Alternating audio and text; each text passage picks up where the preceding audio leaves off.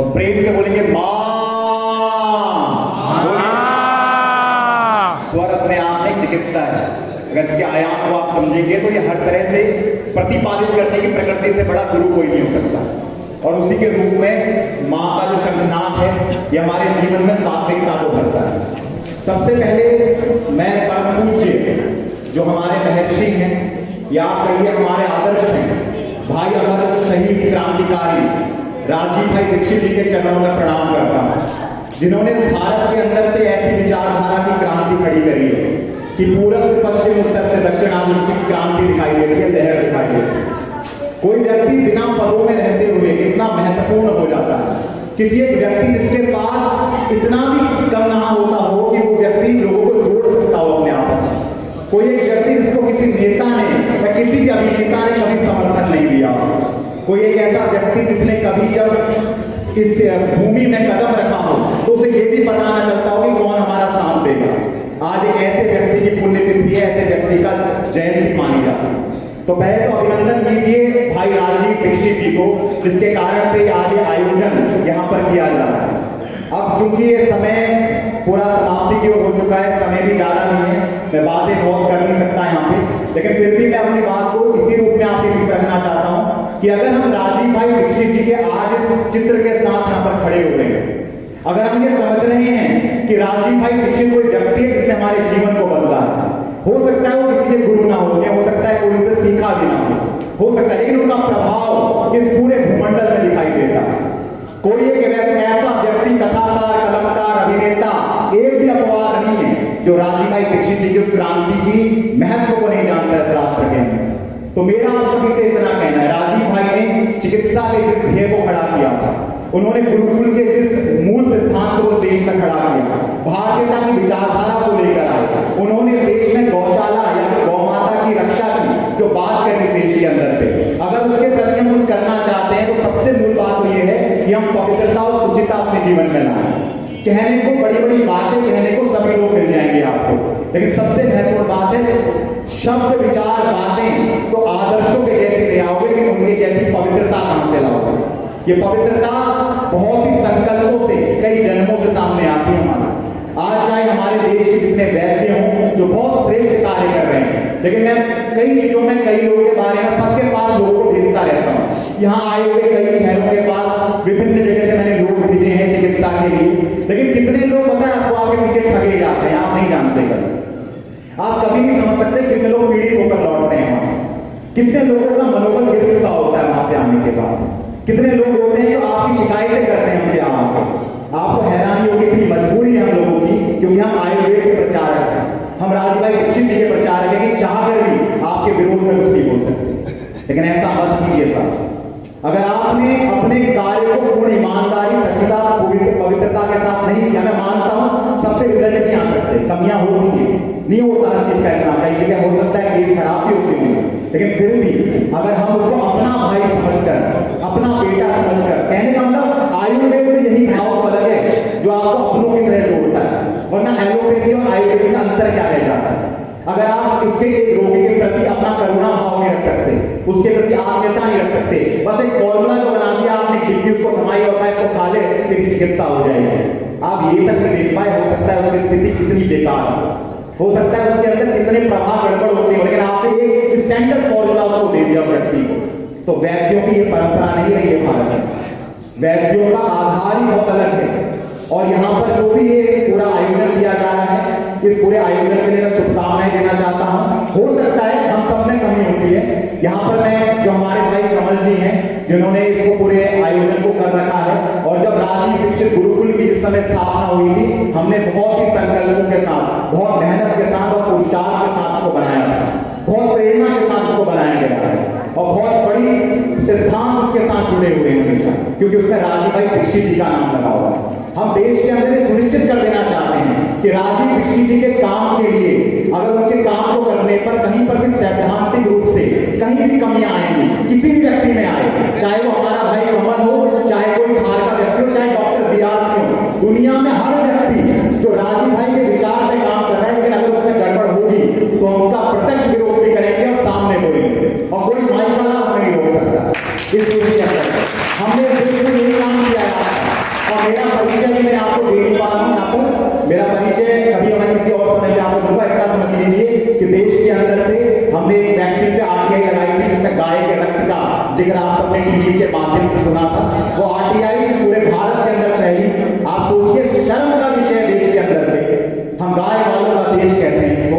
जिस देश में गाय के रक्त का टीका लगता हो, वहां पर वैक्सीन में गाय के रक्त का टीका आपके शरीर के अंदर लगा दिया। किस देश में रह रहे हैं? आपके डीएनए को विकृत किया जा रहा है। जिस देश के कथाकारों के डीएनए को खराब कर दिया गया।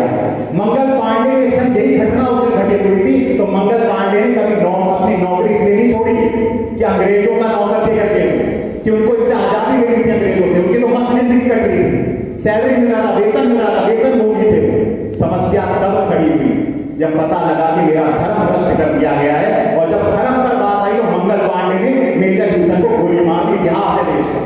इस शर्म का विषय हमारे रक्त के अंदर पे। और सोचिए, हमने तो केवल आरटीआई गाय के रक्त का केवल कोवैक्सीन पे लगाई थी और कोविशील्ड वैक्सीन के लिए कोरोना का मामला है इस पे।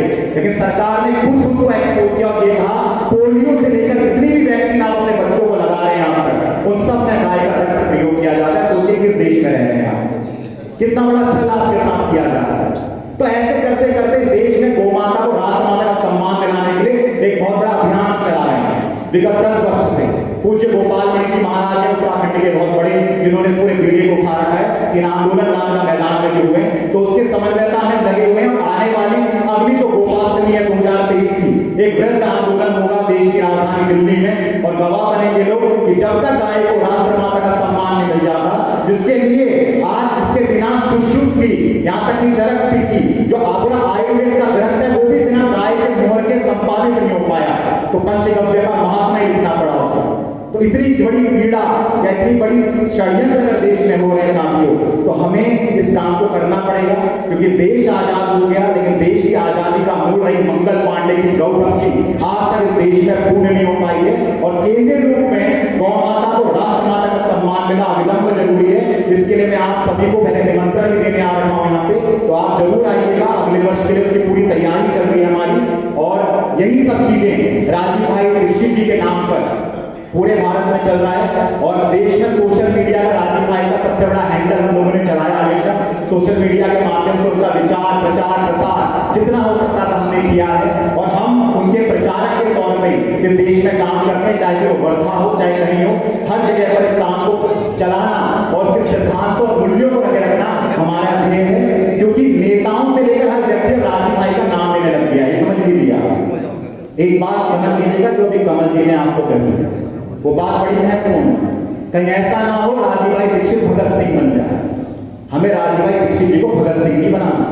और गलती से अगर आपने को भगत सिंह बना दिया तो इससे बड़ा अन्याय इनके साथ कुछ नहीं हो जाएगा। क्योंकि भगत सिंह तो वामपंथियों के लिए हैं, भगत सिंह तो जिहादियों के लिए रखे।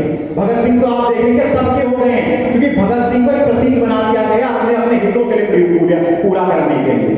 लेकिन आप देखिएगा आने वाला जो दशक है 2030 तक का, जो न्यू वर्ल्ड ऑर्डर की हम बात करते हैं, इसको खत्म करने का जो ध्येय बनेगा असली, वो गौ क्रांति और अपने आप में ही राजीव भाई दीक्षित जी की क्रांति बनेगी। और 2030 से पहले न्यू वर्ल्ड ऑर्डर के पुस्तक को भेज डालेंगे तो केवल राजीव भाई दीक्षित जी के ही समर्थक करके दिखाएंगे। तो साथियों, अपनी वाणी को विराम की ओर ले जाते हुए इतना ही कहना चाहता हूं, मैं जो भी चीज कमल भाई के द्वारा की जा रही है इसके पूरी तरह से इसका बहुत ही अनुमोदन करता हूं, बहुत अच्छा हमें लगता है। और जो उन्होंने सिर्फ प्रमाणिकता की बात कही है कि चिकित्सा के क्षेत्र में हम एक नई क्रांति प्रारंभ करें, एक नया प्रकल्प बनाएं। क्यों नहीं चिकित्सक एक साथ होकर एक अपनी कम्युनिटी को बनाते हैं। जैसे एलोपैथी के डॉक्टर कॉम्पिटिशन नहीं करते हैं, वो आपस में भेजते हैं एक दूसरे के पास। अगर हमने एलोपैथी के संसार में जाएंगे तो उनकी एक अपने आप में लॉबी बनी हुई है। तो क्यों ना आयुर्वेद अपनी लॉबी को बनाए, एक स्वतंत्र लॉबी हो जहां पर स्वतंत्र मंथन हो, चिंतन हो, अपने आप में आपस में द्वंद्व ना हो, ईर्ष्या ना हो, कहीं पर भी ऐसा द्वेष ना आए। हो सकता है कि माध्यमों में आप किसी सहमत ना हो तो सीधे कहिए उससे। मैं कह रहा हूं सामने मुंह के सामने बोलिए, टोकिए उसको, रोकिए उसको। ये आपका नैतिक दायित्व बनता है। आपने इतने समय तक काम किया, लेकिन और साथ में जितने चिकित्सक हमारे लोग हैं, ये जैविक खेती जैसे हम कहते हैं अपने आप में जो यूरिया डीएपी की खेती है, जैसे हम कहते हैं बीजों की बात है, औषधियों की बात है, इसके विरोध में अपने शब्द दीजिए, सोशल मीडिया में इनका प्रचार कीजिए। केवल अपना कार्य करना नहीं है हमें। आप जहां चिकित्सा कर रहे हैं वहां पर चिकित्सा के विरोध में जो दूसरी लॉबी खड़ी है उसका भी विरोध कीजिए। एक परिवार देखिए फिर किसकी हिम्मत है आपके सामने खड़े होने की। एलोपैथी का एक व्यक्ति आपके सामने आंख से आंख मिला पाएगा अगर आपने हाथ से हाथ मिला लिया आपस में। तो इस तरह से आप बहुत बड़ा काम कर सकते हैं और मुझे तो पूरा विश्वास है अगर आप राजीव भाई ऋषि जी से इतने भी जुड़े हुए हैं, अगर आप उनको थोड़ा भी समझाए साथियों, तो निश्चित तौर पे आप एक परिवार की तरह काम करेंगे और इसके बाद कुछ नया निकल कर आएगा। कमल जी में कुछ कमी पेशी होती है, आप बोलिए उनको, ये मैं आपको यहाँ मंच से कह रहा हूँ। देखिए गलती सब व्यक्ति कर सकते हैं, गलत सबका हो सकता है तरीका। मुझे ये तरीका पर्सनल तौर पे अजीब लगा कमल जी, जो आपने आवेशित होकर सोलंकी जी के लिए कहा, मेरे को पर्सनली गलत लगा। मुझे लगा कि आपको उन्हें टोकना चाहिए, लेकिन उतर के टोकना चाहिए। आपको मन से बोलने का ये इसलिए नहीं है क्योंकि आपने यहाँ पर एक मेजबान के तौर पर आप बैठिए साथ, आप बैठिए, नहीं आप ही बैठिए, आप ना देखिए चिंतन करिएगा, मेरा ये विषय कहने का दूसरा कारण है। आप बैठिए, आप वो बात नहीं है। मेरा ये कहने का मतलब है कि ये हमारा राजीव भाई ऋषि जी का मंच है। अगर यहाँ पर कोई व्यक्ति आ गया है और वो मंच में बोल रहा है, अगर वो उतर रहा है तो हमारे कार्यकर्ता के गुण हैं, ये शैली है हमारी कि हमें उस समय पर उसे नहीं बोलना। हाँ गलत है तो सीधे ये कह देना है कि आपसे प्रमाणित करेंगे, आपने बोल दिया, एक हफ्ते में कैसे हो गया है, प्रश्न खड़े करवाइए उन्हें और ये कहिए अब ये प्रमाण देंगे आपको जो इन्होंने बातें कही है। लेकिन ये तरीके सही होंगे और इतना सीधे तौर पे कमल जी का पुरुषार्थ बहुत बड़ा है। मान लीजिए कमल जी ने बहुत पुरुषार्थ, एक मिनट थोड़ा सा समय दे दीजिए, अगर दिक्कत है तो बता दीजिए, पुरस्कार बढ़ जाएंगे, इससे बड़ी बात है तो बात में कह, रोकते नहीं किसी को, ये तरीका मंच का तरीका है, रोकिए नहीं, ये तरीका है।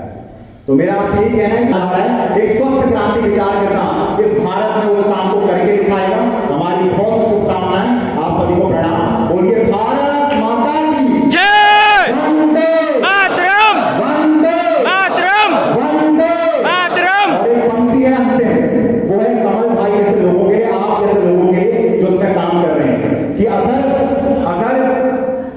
माटी के पुतले देह में ईमान जिंदा है, अगर आज विश्वास है आप कुछ कर सकते हैं ईमानदारी से, अगर माटी के पुतले देह में ईमान जिंदा है तभी इस देश की समृद्धि का अरमान जिंदा है। न भाषणों से उम्मीदें न वादों पर भरोसा है, राजीव भाई जैसों की खातिर ये भारत वर्ष जिंदा है, ये भारत वर्ष जिंदा है। केवल